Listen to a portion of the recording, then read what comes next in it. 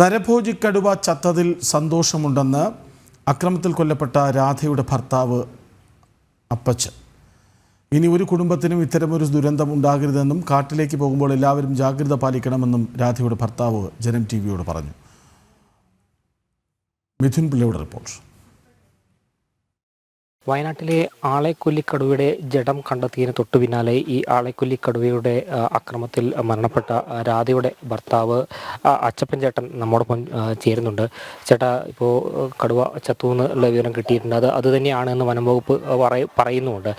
എന്താണിപ്പോൾ പറയാനുള്ളതുണ്ടെങ്കിൽ നമ്മൾ കുടുംബത്തിൽ ഇങ്ങനൊരു സംഭവം വന്ന് അതൊരു വല്ലാത്തൊരു സങ്കടം തീരൂല. എന്തായാലും ഇനി ഒരാൾക്കും വരാതിരിക്കട്ടെ എന്ന് ഒരു ഇതുകൊണ്ട് ഇത് ഉണ്ട് നമുക്ക്. അപ്പോൾ അത് കടുവ ചത്തയിൽ നമുക്ക് വളരെ സന്തോഷമുണ്ട്. ആ ഒരു ഇതിൽ അത്ര ഇപ്പം വിവരം അറിഞ്ഞോ? രാവിലെ തന്നെ വിവരം അറിഞ്ഞ സമയത്ത് മനസ്സിൽ സന്തോഷം ഉണ്ടായി അറിഞ്ഞപ്പോൾ, ചത്തെന്ന് പറഞ്ഞപ്പോൾ. ജനവാസ മേഖലയിലേക്കൊക്കെ ഒരുപാട് ഇങ്ങനെ ഈ വന്യമൃഗങ്ങൾ ഇറങ്ങി ജനങ്ങൾക്ക് ഭീഷണിയാവുന്ന രീതിയിലേക്ക് പോകുമ്പോൾ ഇപ്പോൾ ഒരു വനംവകുപ്പ് വാച്ചറും കൂടിയാണല്ലോ. എന്താ ചേട്ടാ ആളുകളോട് പറയാനുള്ളത്? നമ്മൾ വനമാണ് ഇത്, കർണാടക ബോർഡർ ടച്ച് ചെയ്തെടുക്കുന്ന വനമാണ്.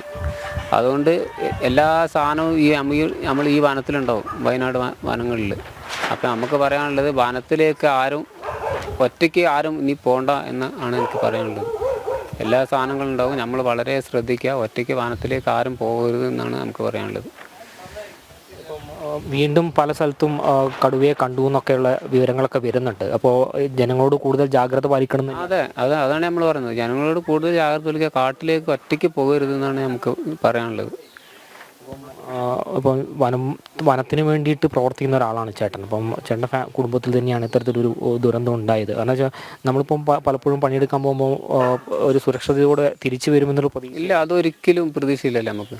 നമ്മൾ വനംവകുപ്പിൽ ഉദ്യോഗസ്ഥർക്ക് കാട്ടിൽ പോകുമ്പോൾ തിരിച്ചു വരുമെന്നൊരു പ്രതീക്ഷയില്ല. അങ്ങനെയാണ് നമ്മൾ പോകുന്നത്, ജോലിക്ക് പോകുന്നത്. വന്ന് അത്രേ ഉള്ളൂ. കാട്ടിൽ പല സാധനങ്ങളുണ്ടാവുമല്ലോ. പിന്നെ ഓരോ ദിവസവും ഇങ്ങനെ ഡ്യൂട്ടിക്ക് പോകുന്നു, തിരിച്ചു വരുന്നു എന്നാണ് നമ്മൾ മനസ്സിൽ വിചാരിക്കുന്നത്. എപ്പോഴും തിരിച്ചു വരണമെന്നില്ല, സംഭവിക്കും. പിന്നെ ആ ഒരു ധൈര്യത്തിൽ ജോലിയല്ലേ, ജീവിക്കണ്ടേ, അങ്ങനെ പോകുന്നു. ഇപ്പോൾ ഇനിയൊരു ജീവൻ പോകില്ല ഈ ഒരു കടുവയെ കൊണ്ടുവന്ന ആശ്വാസം അതൊരിക്കലും നമുക്ക് പറയാൻ പറ്റില്ല. കടുവ ഇനിയും വരും, ആനയും വരും, എല്ലാം ഉണ്ട്. ഇപ്പം എന്ന് വെച്ചിട്ടുണ്ടെങ്കിൽ എല്ലാം കൂടുതൽ ആദ്യത്തെ പോലല്ല.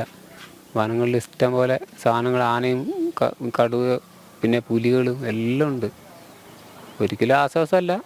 ഇനിയും ഇത് ചത്തതുകൊണ്ട് നമുക്ക് ഈ ഒരു ആശ്വാസം എന്ന് പറയാൻ പറ്റുള്ളൂ, അല്ലാണ്ട് വേറെ ഒന്നും പറയാൻ പറ്റില്ല.